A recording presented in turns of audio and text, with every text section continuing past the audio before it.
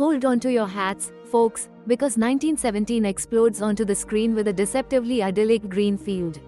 But don't be fooled, this ain't a picnic, this is war. Two weary soldiers snatch a moment's peace before their sergeant bursts in, yanking one, Thomas Blake, from his slumber. Partner up, soldier. Blake grabs his mate, Schofield, and off they go. Dreaming of a Christmas miracle, home by Christmas, they hope, as they trudge towards the big tent. But whoa, it's not just any officer, it's the general himself. This is getting serious. And the icing on the cake? The general mentions Blake's brother, somewhere in the 2nd Devons, alive, thankfully, but walking straight into a deadly trap. Yikes. Hold on to your hats, folks, because this is a wild ride. Aerial recon shows the Germans in full retreat, a strategic withdrawal, the sneaky devils. They're waiting for the 2nd Devons, who plan a dawn attack tomorrow. Our general's got a problem. Telegraph lines are down, leaving him cut off. So, he sends Blake and Schofield, our heroes, on a suicide mission, basically, to stop the Devons before 1600 men become German barbecue.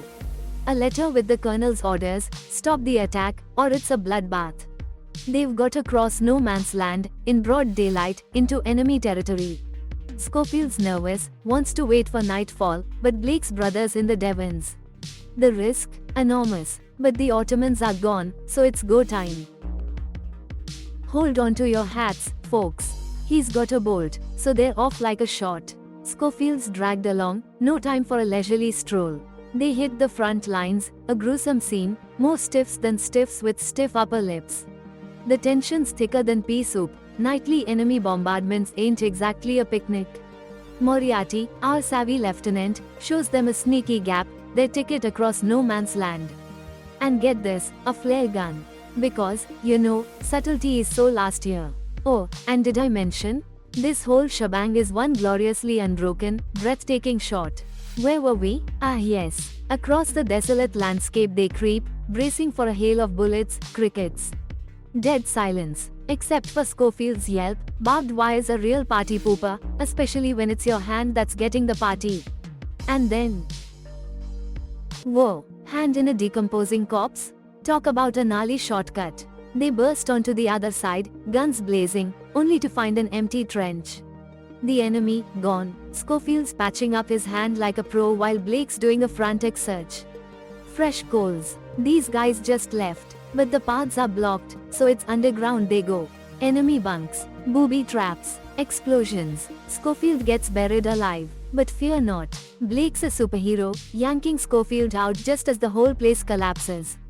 Down the tunnel they scramble, a gaping hole ahead. Schofield's blind as a bat, relying completely on Blake's voice. Whoa, that was a death-defying leap. They scramble out, coughing and spluttering. Schofield, eyes watering, dusting himself off like a grumpy cat, mutters something about Blake picking a better partner. Ouch. Blake's feelings are hurt, a full-blown argument is narrowly avoided, and they're back on track, brother-saving mission in full swing. Flare up. Army's been notified. For a glorious moment, they forget the whole near-death experience and share some genuine laughs, a much-needed break from near-certain doom. Then, Blake spots Schofield's lack of medals. Schofield shrugs, medals? Useless. Traded mine for wine. Brilliant. Finally, a farmhouse. Abandoned, sadly, no feast, but hey, milk. Schofield's canteens filled with the creamy goodness. Just then they see a dogfight going on in the skies. Two British planes against one German plane. The British manage to shoot down the German, but the German plane starts falling toward Blake and Schofield, who barely survives. The two of them save the German pilot from burning. Schofield wants to kill him, but Blake tells him to get some water for the German. As Schofield goes to get some water, he hears Blake yelling the German has stabbed Blake. Schofield kills the German and then tends to Blake's injury, but Blake's injury is too deep. Schofield tries to drag him to the nearest aid post, but Blake is in too much pain. Schofield keeps reminding Blake that they need to save his brother, but Blake has now lost so much blood that his face has started to go pale. He has given up and he tells Schofield that his brother looks just like him but a bit. Whoa, hold on to your hats. Old Blake, bless his cotton socks, starts rambling on his deathbed, total delirium. He croaks out a request to Schofield, tell Mum I wasn't scared.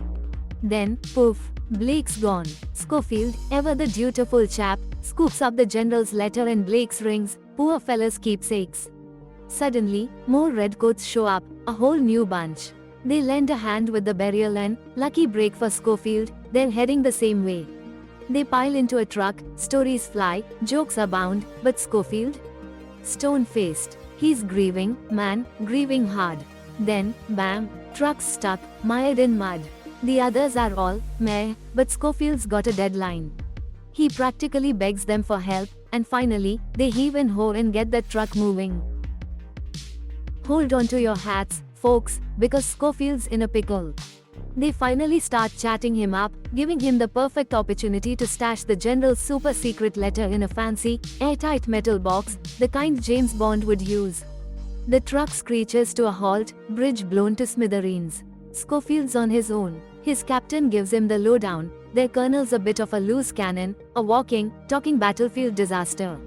So, Schofield's off to Devil's Den number 2, solo mission, across a war zone that looks like a demolition derby winner. He starts crossing the wrecked bridge. Bam! Sniper. Close call. Quick thinking gets him to cover, then it's a full-blown shootout. Bang! Bang! Schofield's marksmanship takes down the bad guy. But the drama's not over. A house, a room, more shooting, and another enemy bites the dust. Schofield lives to fight another day, for now. His helmet's a lifesaver. He's out cold, a long nap after a serious head bump. Wakes up, weak as a kitten, the world's a blurry mess, and his night's already bitten the dust. He stumbles into a city looking like a demolition derby winner, bam. Enemy fire. Run, Schofield, run. He dives into a basement, lucky escape. And who does he find? A French woman, equally terrified of the Germans. She's got a secret, a wee babe tucked away in a drawer. Not hers, poor little war orphan. Schofield, bless his heart, hands over all his grub, even his cutlery. The woman's eyes practically pop out, the baby needs milk, and lo and behold, Schofield's got some. He's a walking, wounded saint. A sweet moment with the babe, but duty calls, gotta run.